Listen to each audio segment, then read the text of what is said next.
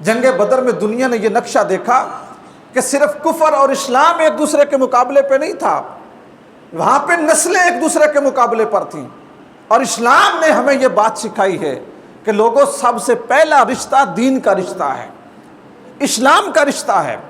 حضرت ابو بکر صدیق جس وقت تلوار لے کے کافروں کے لشکر میں گئے تو سامنے ان کا سگا بیٹا عبد الرحمن آ گیا، سگا بیٹا حضرت ابو بکر صدیق کا، دوسری طرف سے ایک طرف باپ ہے اور دوسری طرف بیٹا ہے۔ اسی طرح حضرت خزیمہ رضی اللہ تعالیٰ عنہ، ان کے سامنے ان کا باپ تھا عتبہ بن ربیعہ، یعنی باپ بیٹا سامنے تھے، ماموں اور بھانجا سامنے تھے۔ یہ جنگ ملکوں کی جنگ نہیں تھی، سرحدوں کی جنگ نہیں تھی، صرف دین کی جنگ تھی، اور اس دین نے دین کی بنیاد پر باپ اور بیٹے کو ایک دوسرے کے مخالف کھڑا کر دیا۔ حضور کے صحابہ نے پھر یہ نہیں دیکھا کہ سامنے بیٹا آ گیا ہے تو ہم اپنی تلوار نیچی کر لیں، انہوں نے بیٹوں پہ بھی تلوار چلائی۔ انہوں نے یہ نہیں دیکھا کہ سامنے باپ آ گیا ہے تو اس کے اوپر ہم تلوار نہ چلائیں،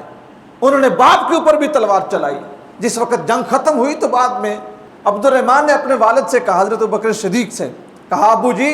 جس وقت جنگ عروج پر تھی نا تو آپ میری تلوار کی زد میں آ گئے تھے، تو میں اگر چاہتا تو آپ کا سر اتار سکتا تھا، میں نے سر اس لیے نہیں اتارا کہ آپ میرے باپ ہیں، آپ میرے باپ ہیں، مجھے خون کا حیا آیا، رشتے کا حیا آیا۔ حضرت ابو بکر صدیق نے اپنے بیٹے سے کہا، فرمایا بیٹا تمہیں تو حیا آ گیا تھا خون کا، اللہ کی قسم میں جس کا کلمہ پڑھتا ہوں، اگر تم میرے سامنے آ جاتے تو خون کی رکاوٹ کو میں کبھی بھی نہ دیکھتا کہ میرا بیٹا سامنے ہے، بلکہ تجھے اللہ کے دین کا دشمن سمجھ کے فوراً قتل کر دیتا، کیونکہ ہمارا رشتہ دین کی بنیاد پر ہے۔ جس وقت قیدی قید ہو گئے، مسلمان جنگ جیت گئے، تو وہاں پر بھی دنیا نے یہ دیکھا، حضرت عمر بن خطاب نے رائے دی، کہا یا رسول اللہ صلی اللہ علیہ وسلم میرا دل یہ کرتا ہے کہ جو رشتہ دار ہیں کسی کے، وہ اپنے رشتہ داروں کو قتل کریں، تاکہ لوگوں کو پتہ چل جائے کہ ہمارے لیے سب سے بڑی چیز ہمارا مذہب ہے، سب سے بڑی چیز ہمارا دین ہے۔ حضرت عمر بن خطاب نے جب یہ رائے دی نا قیدیوں کے متعلق، تو نبی کریم صلی اللہ علیہ وآلہ وسلم کا جو مزاج ہے، حضور کے مزاج کو سب سے زیادہ حضرت ابو بکر صدیق جانتے تھے۔ حضور نے دیکھا حضرت ابو بکر صدیق کی طرف کہ عمر تو یہ کہہ رہے ہیں کہ اپنے اپنے رشتہ داروں کو قتل کر دیا جائے، تو میرے محبوب نے حضرت ابو بکر صدیق کی طرف دیکھا کہ ابو بکر میرے مزاج کو جانتا ہے، دین کے مزاج کو بڑا قریب سے جانتا ہے، اور اس کا مزاج نبوت کے مزاج سے ملتا ہے، یہ کیا رائے دیتا ہے؟ حضرت ابو بکر صدیق عرض کرتے ہیں، یا رسول اللہ صلی اللہ علیہ وسلم جو لوگ ہمارے قبضے میں آ گئے ہیں نا، ان کو قتل نہ کیا جائے، ان سے فدیہ لے کے ان کو آزاد کر دیا جائے، فدیہ لیا جائے اور ان کو آزاد کر دیا جائے۔ نبی کریم رؤوف الرحیم صلی اللہ علیہ وسلم کو یہ رائے بڑی پسند آئی، بڑی پسند آئی حضور کو، کہ یہ تو اب ہمارے قبضے میں ہیں،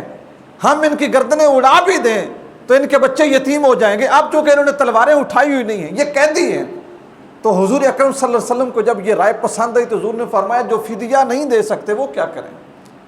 جو فدیہ نہیں دے سکتے ان کے بارے میں یہ رائے آئی کہ یہ مسلمانوں کے بچوں کو لکھنا اور پڑھنا سکھا دیں۔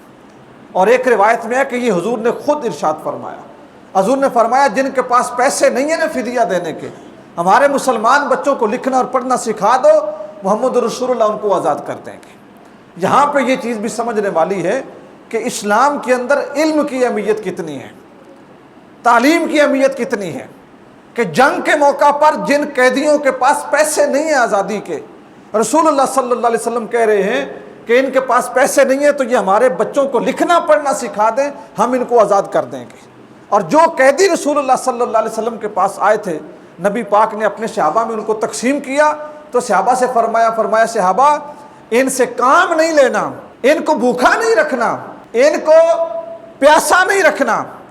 ان کو دھوپ میں نہیں رکھنا، ان کو تکلیف نہیں دینی۔ خدا کی قسم راوی لکھتے ہیں کہ نبی کریم صلی اللہ علیہ وسلم کے صحابہ نے جنگ کے اندر قید ہونے والے اپنے دشمنوں کا اتنا خیال رکھا کہ صحابہ خود نہیں کھاتے تھے، اپنے قیدیوں کو کھانا دیا کرتے تھے۔ گھر میں کھجوریں ہوتی تو خود نہیں کھاتے تھے، قیدیوں کو کھانا دیا کرتے تھے۔ صحابہ کے اس طرز عمل کا اثر یہ ہوا کہ حضرت عباس بن عبد المطلب جیسے لوگ، حضرت عقیل بن ابو طالب جیسے سرکردہ قریش کے لوگ، انہوں نے کلمہ پڑھ لیا کہ محمد رسول اللہ کا دین اتنی نرمی والا دین ہے، اتنی انسانیت کی عزت کرنے والا دین ہے، اتنی انسانیت کی عظمت کے اوپر یقین رکھنے والا دین ہے کہ یہ اپنے قیدیوں کو بھی بھوکا نہیں مرنے دیتے۔ آج بھی دنیا جو بھوکی مر رہی ہے، جو تسی مر رہی ہے، جو پریشان حال ہے، اس دنیا کا حل رسول اللہ صلی اللہ علیہ وآلہ وسلم کے دین کے اندر موجود ہے۔ جو غیر مسلم مورخ ہیں، جنگ بدر کے بعد انہوں نے بڑی خوشی کے ساتھ یہ جملے لکھے۔ انہوں نے کہا کہ بدر سے پہلے اسلام صرف ایک مذہب تھا، صرف ایک مذہب تھا کہ ٹھیک ہے جس کے اوپر عمل کیا جائے، لیکن جیسے مسلمانوں نے بدر کو فتح کیا، بدر کو فتح کرنے کے بعد اسلام مذہب نہیں بلکہ مذہب کی ریاست بن گیا۔ اور پھر انہوں نے لکھا کہ اسلام بذات خود ریاست بن گیا، کہ اگر تم اسلام کو عملی طور پر دیکھنا چاہتے ہو تو مدینۃ المنورہ میں دیکھ لو، اور اگر تم اسلام کو کتابی شکل میں دیکھنا چاہتے ہو تو قرآن مجید میں دیکھ۔ یعنی مدینے کی ریاست کا دستور قرآن بن گیا، اور قرآن کی تفسیر مدینے کی ریاست بن گئی۔